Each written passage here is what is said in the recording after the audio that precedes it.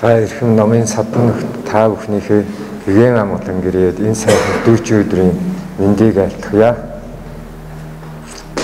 Дүүчин гэдэг үг маань их цаг гэж өвчлж орчуулдаг боловч одоо монгол хэлээрээ бол утгачлалт орчуулвал зэвлэг хотолцуулган төгөлдөр өдөр гэсэн үг л дээ. Одоо их тийм нандин цаг өдөр гэсэн л утгатай. Гэхдээ өдөр бүхэн үлзий, гариг бүхэн гайхамшиг гээд 8 гигэн сударт гардаг.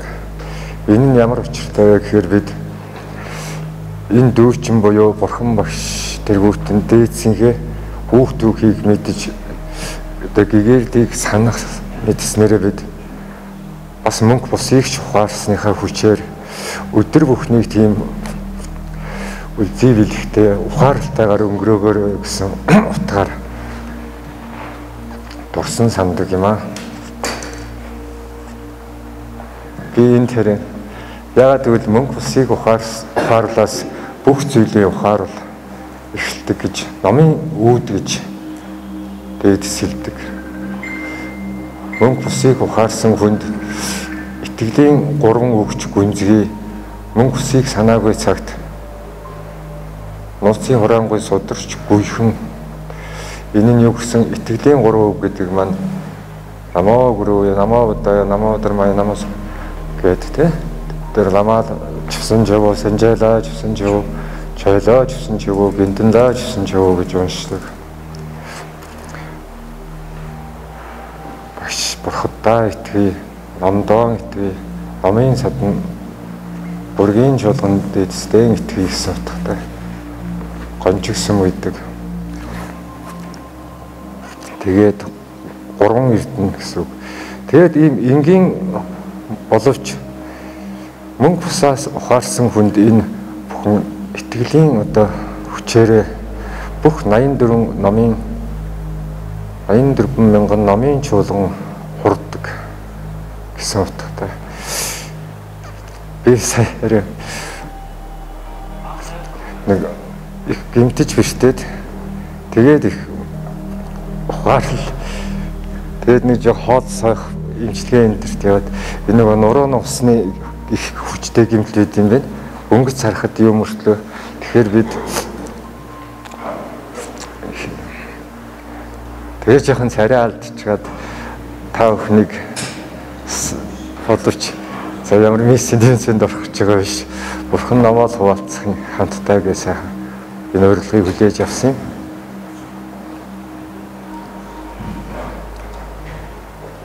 Бид ямиг өнгөн гадраар хвчлэн хардаг. Гэхдээ бид өөрсдөө өвдөж зовоод гэхээр бурхан багшийн хэлдэг те зовлон үнэн. Энэ нь юу вэ гэхээр өөрөө ухаарч тэрийг ухаарсан хүнд бусдыг бас ойлгож инэрч хайрлах жишээтэй. Тэгээд мөнгөсийг ухаарснаар тэгээд зовлон үнэн зовлонгийн шалтгаан ч үнэ тэгээд зовлонгоос ангижрах итгэх зам мөр үнэн болоод ингээд нээгддэг. Нэг Эрдэнэ ламын хэлсэн үг байдаг л да. Одоо өөхтөх осолд ороод хөлөө тайруулах болоод тэгсэн хүмүүс одоо яана гэж их санаа зовоод байж баярлж инээгээд та юунд баярлаад байгаа юм гэхээр өөхөж болох байлаа шүү дээ. Тэгээд чүгээр зүгээр тэнж дахиад авахгүй одоо намаа үзсэн боллоо гэх. Тэгэхээр ямиг аль талаас нь харахаас бас хамаарч байгаа юм.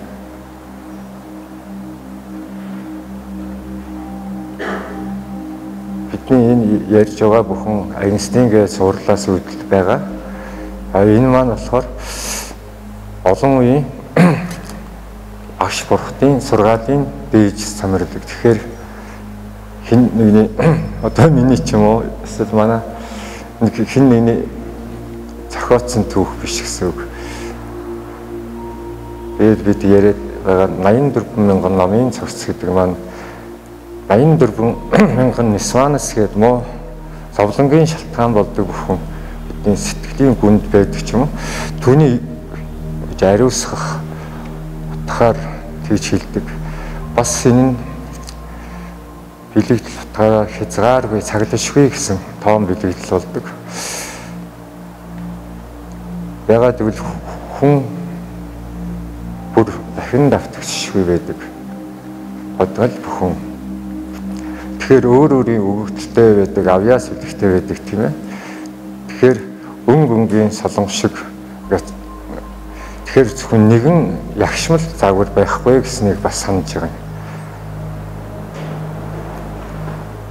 Заавал энэ заммаар заавал яг энэ арга гэж тулгахгүйгээр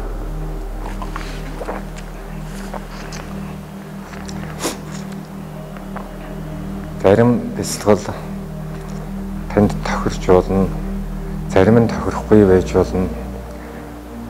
Тэгээ бурхад хүртэл цаглашгүй олон дүртэй байдаг нь утга чанартай нэгэн чанартай бол тэр цагаан солонго болоод задарч байгаатай адилхан.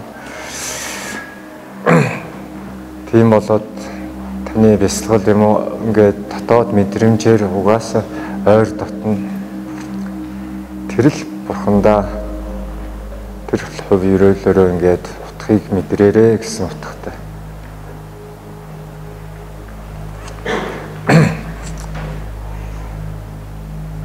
Тэгээд бурхан чанар маань гадна талаас ягаад бурхтын тэр дүр олон байгаа таны бурхан чанар тэгж олон дүрээр бас илэрх.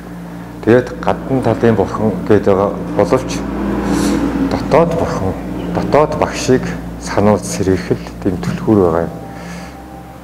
Тэгэхээр хизээд нөгөө ноён утгын хэлдгээр ядам бурхныг өөрөө сайн гэж бодож болохгүй гэдэг.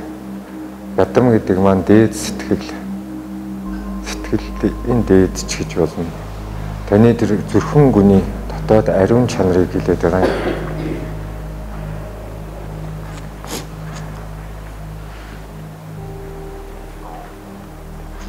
Зүрх гэдэг үг зүгээр бидний нэг бие махбодын зүрх байна. Бурхан чанар одоо бид ингээд гол судлаараа бидэгдээд яг зүрхэн төв гэдэг маань нэгсэндээ бидний нарийн бие, сүнсэн бие гэж болно. Түүний зүрхийг хэлээд байгаа. Тэгэхээр сүнслэг зүрх гэдэг маань тустай байгаа юм.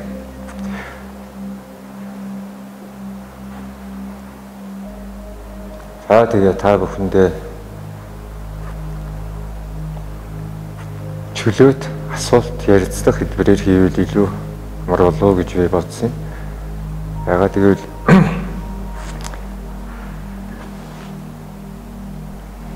одоо жишээ нь Бочрия автраа гэдэг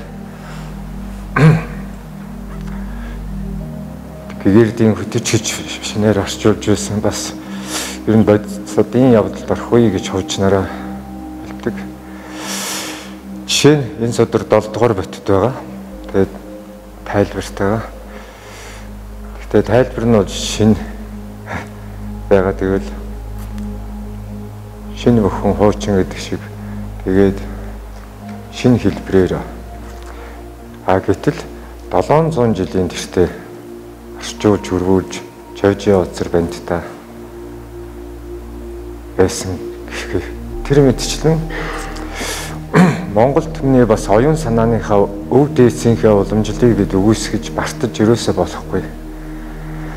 Манай оюун санаа нь нөгөө жахан материалист үед шашны үгүйсгүүл байсан болохоор аль болох банжийн дарлын үед яасан юм шиг бидэнд одоо монхруулах зорилготойгоор түгээсэн аятай. Гэхдээ тэгж улс төрд ашигладаг талч байдаг. Соёлын хувьд энэ бол өөдөө хааны үед жишээ нь хар хойронд буддын цогт их асар сүмийг туурийг тавьж байсан. Тэгээ мөнх хааны үед гүйцэд туссан. хар хорон хотын хамгийн өндөр сүрлэг байгууламж нь сая нөгөө малтлагаар их хааны ордон болов гэдэг тэр төөрийг авах. Тэгээд тэр буддийн агуу сүм байжээ гэдэг.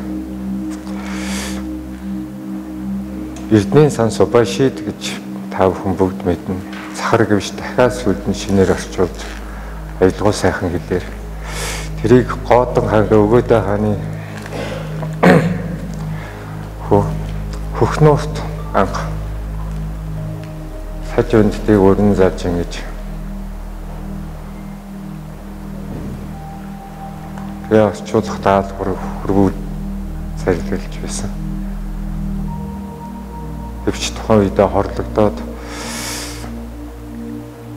гэтээ түүнийг удам угсааны гүйц хэсэг жишээтэй Лэгдэн хааны үед 100 хилмэрчээ цуглуулж Ганжуур судрыг хөрвүүлж байсан Ахын мөршийн сургаалын эмэгтгэл Монголын цогт 3 эрдэнэ гэж махгал юу тэгээд гол нь Лэгдэн хааны Ганжуур судар тэгээ хасфуу тамга тэгээ энэ 3 эрднийг Ханжин хаан авахын тулд маш их хүчин чармалт яагаад гэвэл түүнийг авсан хүн их хаан гэсэн утгатай учраас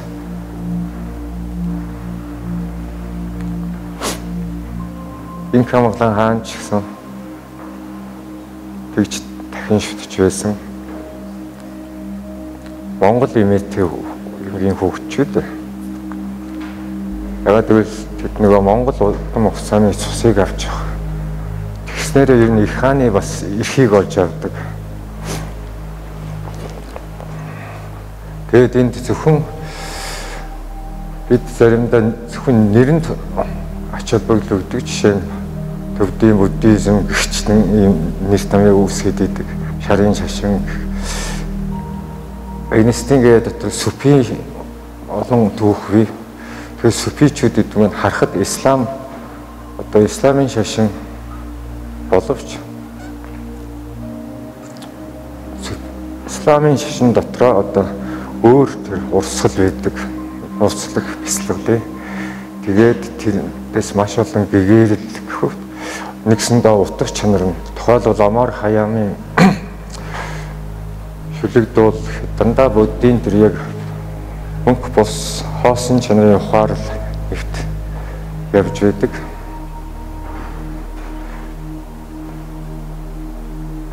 Тийм учраас одоо Таж Махалыг гэхэд спин мастерууд бүтээсэн. Тэргэл сартай шинэ ингээд ах үед маш өвөрмөц дотоод цөмөрлөлтийг мэдэрдэг гэдэг тийм бяцлаглалын зорилготойгоор яндраа гэдэг монголчууд мандал буюу бэлэгдэл хот мандлын дүрээр гэсэн үг. Тэгээд тэр бүхнийг Монголын хаад бүтээж байсан. Тэгээд түрүүн бид дурлаа ш. Их хааны цус яхаар одоо тийм учраас төмөрх доглон төмөр хаан гэдэг хаан боловч өөрийгөө хязгааш хаан гэж хэлж зөрхтэй. Ягаад гэвэл нөгөө Чингис хааны удам биш, шууд удам биш. Зүгээр Барлас овгийн монгол хүн. Гэхдээ хааны цусыг яахын тулд их хааны удам бүнжтэй гэрлээд тэгээд түүнээс хойш доглон төмөр хааны юу үр удам хаан гэдэг нэрийг хэрэгжүүлсэн. Тэгээд Акбар хаан, Бабур хаан гэл сая Таж Махалыг босгосон хаан маань Шахч хаан гэдэг Чингис хааны удам болоод өвчихж байгаа юм. Тэгээд Монгол тэр удам оюун санааг тэгж их дээдэлдэг. Чингис хаан Чанчуун бомбыг залж ном сонсож явах жишээтэй те аялгуун авшиг хүртсэн гэдэг.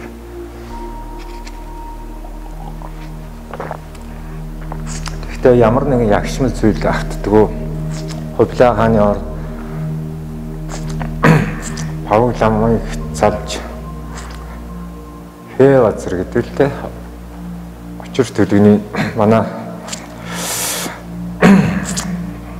монгол хэлээрээ баясгалан точир гэдэг олон манай монгол лам нар бясалгаж явсан нууц тарины авшиг. Тэгээд энд 84 шидтэн гэж монголчууд ярьдаг. Нөгөө л 84 гэдэг бэлэгдэл бас явж байгаа. Түүний цаана олон тийм гэгэрд байдаг гэсэн утгаар. Тэр 84 шидтэн дотор Эйнштейнгийн дотор бий игэл харц бай тухай нөгөө нэг энтхийн кастын ясан нөгөө сүүдрэн тусахад хүртэл бузартчихна гэд дөлдөг тийм доод одоо баг гадуус төдий үнэлэгддэг тийм гаралтан. Гэхдээ тэр хүний л монголчууд гэдгийг цаагаараа бурхан бид саруулж байгаа юм л да. Тийм сайхан уламжлууд. Тэгээд манайхан диалогууд нарванчин гэгэн гэл олон утгатууд маань тэр 84 шидтний оюун санааны залхамж гэсэн утгаар явдаг.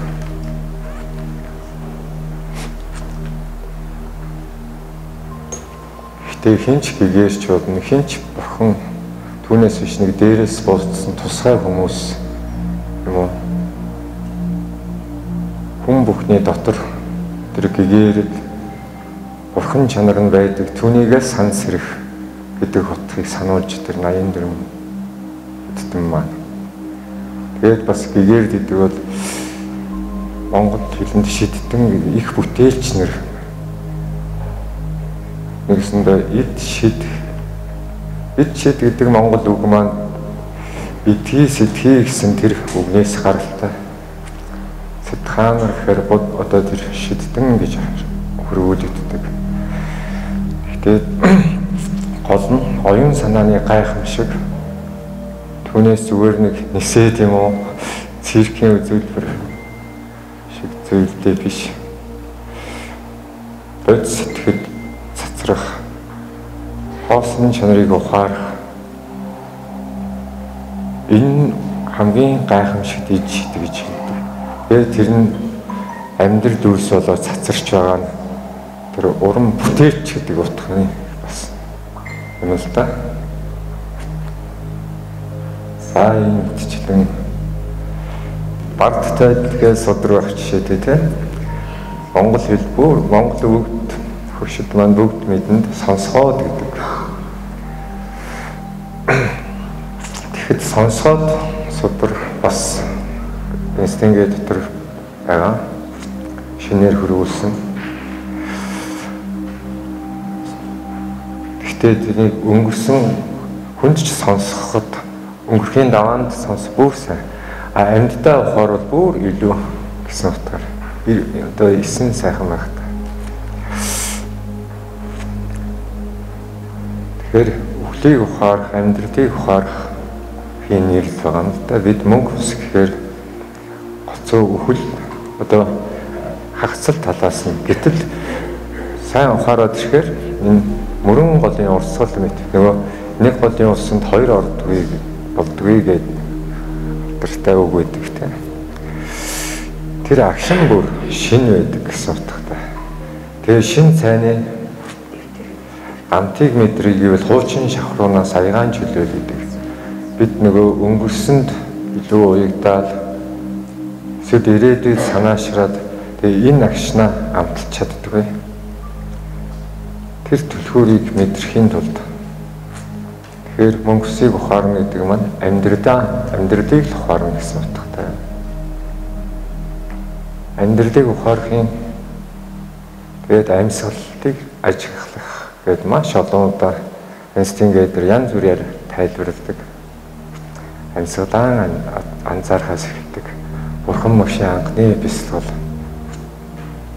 Анапана гэдэг л дээ. Амьсгалынхаа орох гарах урсгалыг мэдрэх. Тэгээ очир хөлгөнд энэ маань бүр гүнзгийрээд явчихдаг. Юу гэхээр амьсгал гэдэг маань зүгээр нэг амьсгал биш. Умаахан өөрөө бүтсэн тарин гэсэн үг. амьсгал авах нь тэгээд шингэж байгаа нь тэгээ гарах бүр нь хум гэдэг. Бид нэр сайн анзаарах юм бол бид нэр анир байдаг те. Гэдэг. Тэрийг билэгддэг. Тэгэхээр бүх ном энэ дээд аниргийн очир төрөлөг гэдэг л те. Нэгэсэндээ өөрөө бүтсэн 58 мэдрэх.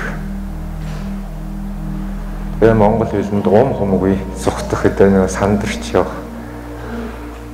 Өөр юм одоо тэр нь юу гэсэн үг вөхөр умаа мэдрэх амьсгалж яваагаа анзаарах сөхөөгүй амьсгал давчдах гэдэг те. Амьсгалаа анзаараад ирэхээр амьсгал уужрах гэж монгол хүмүүс хэлдэг. Тэгээд амьсгал амьдрал хоёр маань ам гэдэг нэг язгууртай. Тэгэхээр монгол хэлний утга үг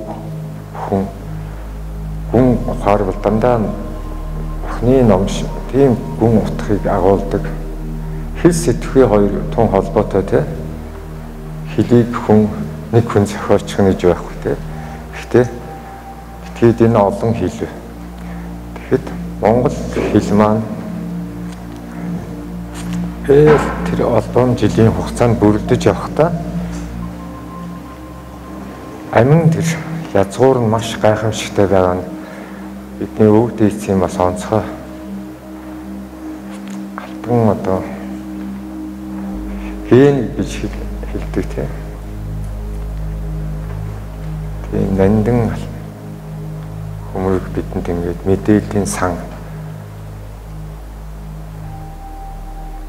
бас цуснд маань байдаг гэсэн үг.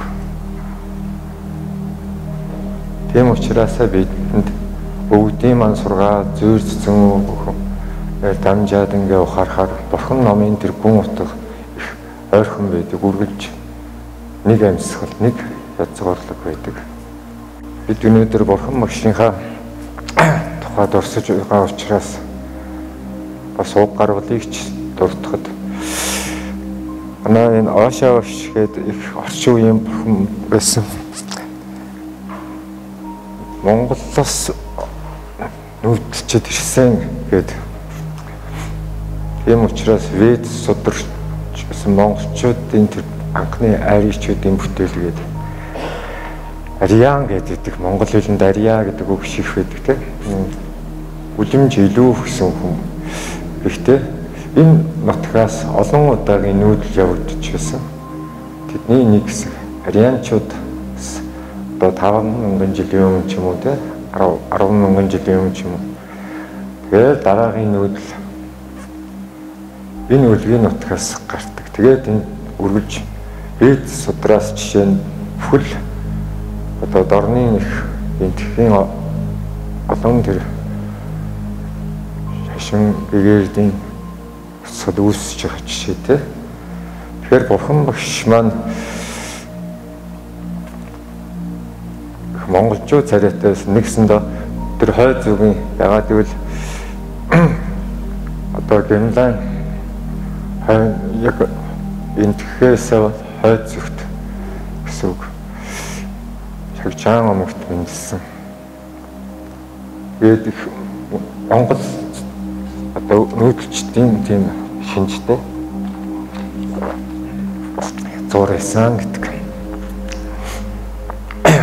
Тэгээ юм бүхнийг нэг монгол болгох гээд яриад байдаг бас туйшрлээ тий. Бид зүгээр гол нь өв дээдсийнхээ юуны төлөө зүгээр нэг байлдаал дайтал яваад байсан юм шиг эсвэл малмаллаа тэнэг өөр ямар ч хөгжил соёлгүй юм шиг тийм хулгай байдаг. Байлдаж дайтах нь ч утгатай байсан гэж. Ягаад гэвэл очир хөлгөний ёсондоо одоо очир хөлгөн гэдэг маань бурхан багшийн тэр нууц сургаал сүйдэлтэй. Буддаа гэхээр зүгээр нэг мишэнгүй дүртэй зөөлөн дүртэй нэг дайтах хөстэй газараа дайтвалж дайтна гэх. Тэгээд энэ догшин бурхад ядам дөрүүд үүссэн гэдэг сахиу ус.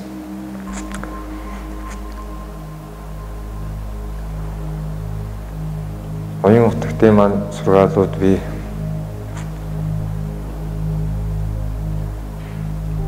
оюун утгад маань бас л тэр Софийн мастер үчиг их билег танхай юм байсан тийм. Өнгөн хэлбэртэй хүнд янз бүрээр харагдаж болно.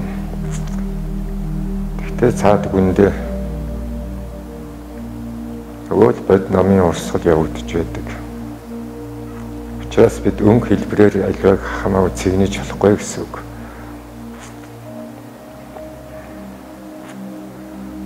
Үлэмжийн чанар дууг хэлдэг тийм.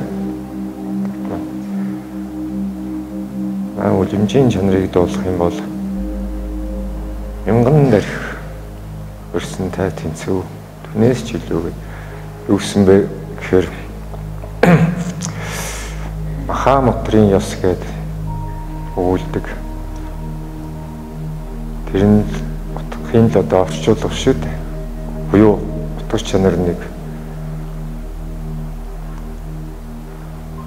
үлэмжийн тавирал гэсэн утгатай. Мутра гэдэг маань бидний дохио гэсэн. Тэгээ Монголын гарыг хүн мутар гэдэг тийм. Нөгөө гараараа дохиолдог болохоор энэ нэг утгаар хэрэглэгдээд явсан. Гэхдээ ер нь санаа жишээ нь бид алга хавсарч залбирдаг. Энэ юуг дохиолох вэ гэхээр бидний наран саран ирчим гэдэг л дээ. Баруун зүүн тарих гэж хүм одоо янз бүрээр бидний дотор үргэлж тийм хоёрдмол туйл байдаг. Тэгэхээр бидний нарийн биед ч тийм энэ сүнслэг гол судалдаа нэгдэхээр зүрхэндээ нэгдэхээр гэгэрэл болж хувирдаг. Түүнийг бэлэгдэж бид ингээд орой дээрээ залбираад хум маань тэрийг бас бэлэгддэг. Оройн хүрдийг хоолойн хүрдийг зүрхэн хүрдээ хумаар. Тэгээ бурхан 18 гэхээр ард нь ингээд энэ гурван хэсгийг салдаг нь энэ оройн хүрдээ, хоолойн хүрдээ, зүрхэн хүрдээ бэлэгдэж байгаа юм. Тэгвэл бид түрүүн амьсгалаа аж гээд умаахан мэдрэх гэхээр дотоод бурхандаа 18 өргөн. 18 гэдэг маань одоо амьлуулах сэрэх гэсэн утгатай. Тийм гүн утгууд байдаг. Байнаас дээр юу ном үгүй гэхээр мааны бэдмэхэн бүх тэрний хураангүй болох жишээтэй. Тэгээ мааны бэдмэхэн хураангүй маахан болоод маахан мынхаа хураангүй одоо тэр энергийн бясалгал болох жишээтэй. Түрүүн бид наран саран ирчим гээд хоёр туйлын тухай ирсэн. Жишээ нь амьсгалаа аж ахуйн төлхөөр нь бас энэ хамрын баруун зүүн нөх маань явсаар байгаад одоо нөгөө бидний наран саран буюу одоогийн физик юугаар ч гэсэн нэмэх хасах цэник гэдэг тийм. Гэтэл тэр бүр өчүүхэн игэл бөөмс дотор хүртэл байдаг. Нэг нь эрг, нэг нь сөрөг байдаг. Тэгэхээр энэ оршихуйн зүй тул бид өөрийгөө таних гэдэг маань бүх ертөнц орчтон гэх тэр зүй тогтол руу мэдрэх. Түүний тэгээ гадаа тогтор руу нэгдэх гэж байгаа юм л та. Өөрийгөө танин мэд. Гэт эрхэн арш нар өргөн дорын хөдөл хэлдэг.